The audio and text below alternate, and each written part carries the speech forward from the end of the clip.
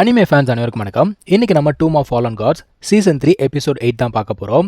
போன எபிசோட் எங்கே முடிஞ்சிருக்கோன்னா, அவன் வந்து பார்த்தீங்கன்னா அந்த ஒரு குகையிலேருந்து வெளியில் வந்திருப்பானா, வந்த உடனே ஒரு கும்பல் இவனை அட்டாக் பண்ண ஆரம்பிக்குது. வேற யாரும் கிடையாது, அந்த லின் ஃபேமிலி தான். நம்ம ஹீரோக்கு ஒரே ஒரு கேள்வி தாங்க, யார் இவனுங்க? ஏன்னா அடிக்க வந்துக்கிட்டே இருக்கிறானுங்க, உயிரை பற்றியும் கவலைப்பட மாட்டேங்கிறானுங்க. யாரா இவனுங்க அப்படின்னு யோசிக்கிறான்.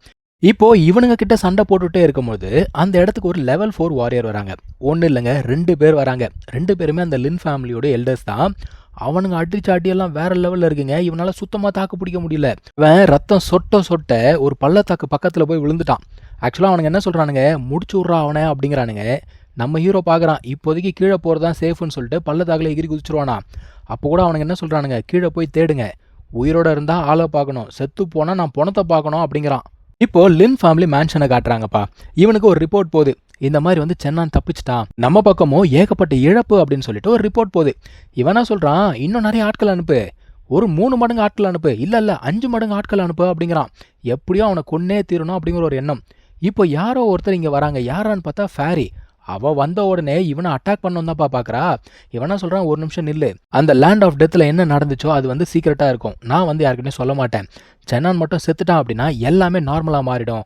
நான் வந்து அவனுக்காக ஒரு வலை விரிச்சிருக்கேன், கண்டிப்பாக செத்தே தீருவான், கவலைப்படாத அப்படிங்கிறான். இதை கேட்ட உடனே அவளுமே அங்கேருந்து கிளம்பி போயிட்டா. இவனுக்கு என்னன்னா, சத்தமே இல்லாமல் அவள் இவ்வளோ தூரம் உள்ளுக்குள்ளே வந்திருக்கானா, இவன் சாதாரண ஆள் கிடையாதுரா அப்படின்னு யோசிக்கிறான். இப்போ இவனை பார்க்கறதுக்காக இந்த டீன்ஸு, அதுக்கப்புறம் மற்ற ஃபேமிலியிலேருந்து ஆட்கள் எல்லாமே வந்திருக்காங்க. ஏன்னா என்ன ஆச்சுன்னு தெரிஞ்சுக்கணும்ல. இவனுமே என்ன பண்ணியிருக்கான், ஒரு சில ஆட்களை அரேஞ்ச் பண்ணி வச்சுருக்கான். எதுக்காகனா, இப்போ நடக்கிற சம்பவத்தில் நெருப்பை கொளுத்தி போடுறதுக்காக.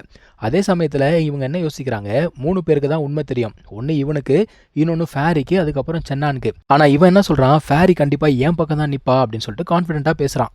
இங்கே ஃபாரஸ்ட்டில் பார்த்தீங்கன்னா நம்ம ஹீரோவை இவங்களால ட்ராக் பண்ண முடியலங்க. ஏன்னா மழை வந்துகிட்டு இருக்கு. ஸோ அவனுடைய வாசனை மொத்தமாக போயிடுச்சான். என்ன பண்ணுறது அப்படின்னு கேட்குறாங்க. வேற என்ன பண்ணுறது, கேம்பை போட்டு வெயிட் பண்ணு அப்படிங்கிறாங்க. இன்னொரு பக்கத்தில் ஆக்சுவலாக இவன் பார்த்தீங்கன்னா நல்லா தானே இருந்தான். ஏதோ இவர் தான் பயங்கரமாக அடி வாங்கின மாதிரி நடந்து வராப்புல. என்னடா ஆச்சு, நீ மட்டும் தான் வந்திருக்க, மற்றவங்களாம் எங்கே அப்படின்னு கேட்டால் அவங்க எல்லாம் செத்து போயிட்டாங்க அப்படிங்கிறான். இன்னொரு பக்கத்தில் நம்ம ஹீரோ, அவன் பார்த்தீங்கன்னா சுத்தமாக நடக்க முடியலங்க, சரியான அடி வாங்கியிருக்கான் போல தெரியுது, ரத்தம் சொட்ட வரான். இவனுக்கும் நல்லா தெரியுது இது எல்லாமே லின் ஃபேமிலியோட வேலை தான். அது மட்டும் இல்லாமல் அவனுங்களை காப்பாற்றிக்கணும் அப்படிங்கிறதுக்காக கண்டிப்பாக என்ன தான் பலியாடு ஆக்குவானுங்க அப்படிங்கிறது இவனுக்கு நல்லா தெரிஞ்சிருக்கு. இப்போ இவன் இங்கே எக்ஸ்பிளைன் பண்ணிக்கிட்டு இருக்கான். கூட போனவங்க எல்லாருமே இறந்து போயிட்டாங்க அப்படின்னு சொல்கிறான். அவங்களால நம்ப முடியல. ஏன்னா அவங்க எல்லாருமே பார்த்தீங்கன்னா ஸ்ட்ராங்கஸ்ட் பீப்புள், எப்படி இறந்து போயிருப்பாங்க, என்னதாண்டா ஆச்சு அப்படின்னு கேட்குறாங்க. இவன் என்ன சொல்கிறான், இனிஷியலாக எல்லாமே நல்லா தான் போய்கிட்டு இருந்தது, ஆனால் திடீர்னு ஒரு காட் டீமன் வந்துச்சு அப்படிங்கிறான். சரி நீங்கள் ஏதாவது அட்டாக் பண்ணிங்களா அப்படிங்கிறப்போ, இல்லை ஆக்சுவலாக அந்த காட் டீமனுக்கு எங்களை அட்டாக் பண்ணுற எந்த ஒரு எண்ணமும் கிடையாது, அது ஏதோ ஏன்ஷியன்ட் லாங்குவேஜில் பேசிக்கிட்டு இருந்தது, ஆனால் திடீர்னு சென்னான் அப்படிங்கிறான். என்னடா சென்னான் பண்ணா அப்படின்னு கேட்கும்போது இங்கே கட் பண்ணால் மறுபடியும் ஃபாரஸ்ட்டை காட்டுறாங்க. நம்ம ஹீரோ குத்துயிரும் கொலையுரமாக படுத்துக்கிட்டு இருக்காங்க. அவன் உடம்புல சுத்தமாக இதுக்கு மேலே தெம்பே கிடையாது. அவனோட கான்ஷியஸ்னஸும் பார்த்தீங்கன்னா கொஞ்சம் கொஞ்சமாக அப்படியே போய்கிட்டே இருக்குங்க. கண்ணை மூடி திறந்துக்கிட்டு இருக்கான்.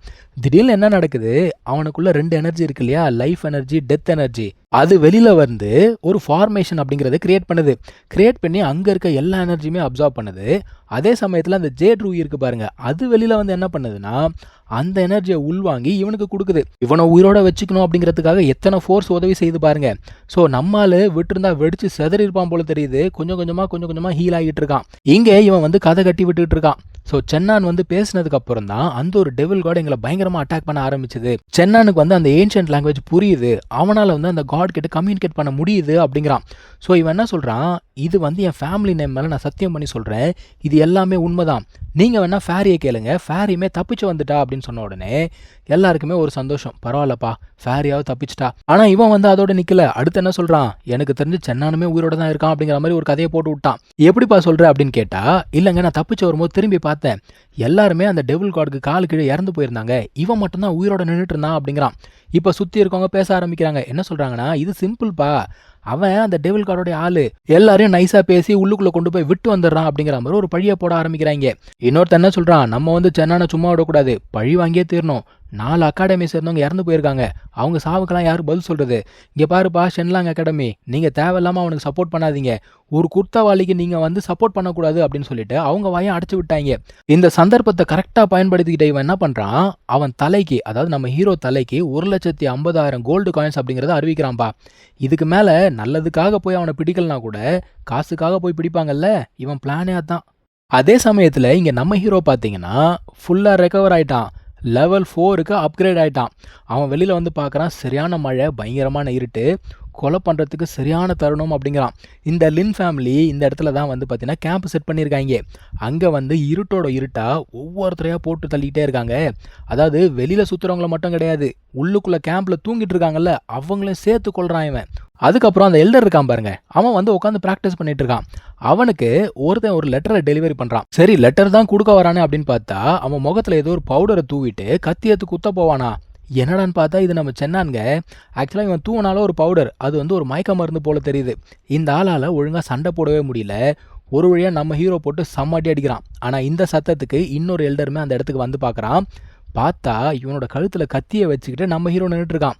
இவன் சொல்கிறான், ஒழுங்கு மரியாதை அவனை விட்டுடு அப்படின்னு சொல்ல கேட்காம அவன் கழுத்தை வெட்டி அந்த இடத்துல கொண்டுட்டான் இவன். இப்போ இந்த ஆள் சும்மா இருப்பானா, இவனுமே எகிரி வந்து சண்டை போட ஆரம்பிக்கிறான். இவனுமே நல்லா ஸ்ட்ராங்காக இருக்காங்க. என்னதான் சென்னான் ஸ்ட்ராங்காக இருந்தாலும் ஈக்குவலாக நின்று சண்டை போடுறான். ஆனால் சென்னான் ஒரு கேள்வி கேட்குறான், நீ இவ்வளோ நேரம் சண்டை போடுறியே, உனக்கு ஏன் யாருமே உதவி செய்யலை பார்த்தியா அப்படிங்கிறான். அதான் எல்லாரையும் கொண்டுட்டானே, கேமே இதுக்கு மேலே தான் ஆரம்பிக்குதுன்னு சொல்லிட்டு சென்னான் அங்கேருந்து கிளம்பி போயிட்டான்.